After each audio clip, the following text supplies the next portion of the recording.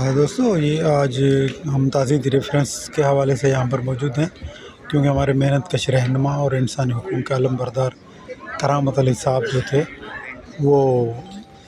گزر گئے ہیں۔ تو ان کی پیدائش 1945 کو ہوئی تھی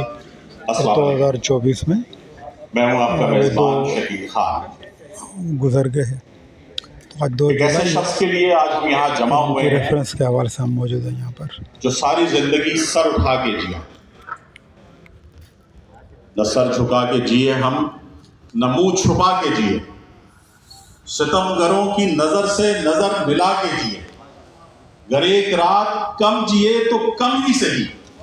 یہی بہت ہے کہ ہم مشعلیں جلا کے جیے۔ کرامت صاحب ساری زندگی مشعلیں جلا کر جیے، ہمیشہ سر اٹھا کر جیے، اور ان لوگوں کے لیے سر اٹھا کر جیے جو معاشرے کے پست طبقات تھے، جن کو ہم یہ سمجھتے ہیں کہ وہ معاشرے میں سب سے نچلے طبقات تھے۔ خواتین کے حقوق کے لیے بات کی، عورتوں کے لیے لڑے، مزدوروں کے لیے بات کی، ان کے لیے لڑے، جہاں جہاں ظلم دیکھا وہاں وہاں آواز اٹھائی، جس ستمگر کو دیکھا اس ستمگر کی گردن جھکانے کی کوشش کی۔ کرامت صاحب ایک تاریخ ہے، ایک ایسی تاریخ کہ جو ہماری اندوناک تاریخ میں، ایک ایسی تاریخ میں کہ جہاں پر بہت ساری مثالیں نہیں ملتی، وہاں کرامت صاحب کی مثال ایک روشن مثال ہے، ایک ایسی مثال ہے کہ جو سورج کی طرح جگمگاتی رہے گی۔ سب سے پہلے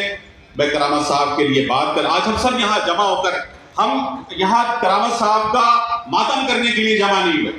ہم ان کی تعزیت کرنے کے لیے جمع نہیں ہوئے، بلکہ ہم ان سے انسپائریشن حاصل کرنے کے لیے جمع ہوئے ہیں۔ ہم ان کی زندگیوں سے اپنے لیے مہمیز حاصل کرنے کے لیے جمع ہوئے ہیں کہ کس طرح سے ایک شخص اپنی ساری زندگی ایک نظریے سے جڑا رہا اور وہ نظریے کے لیے آخری سانس تک کام کرتا رہا، اپنے نظریے سے محبت کے لیے جمع ہوئے ہیں کہ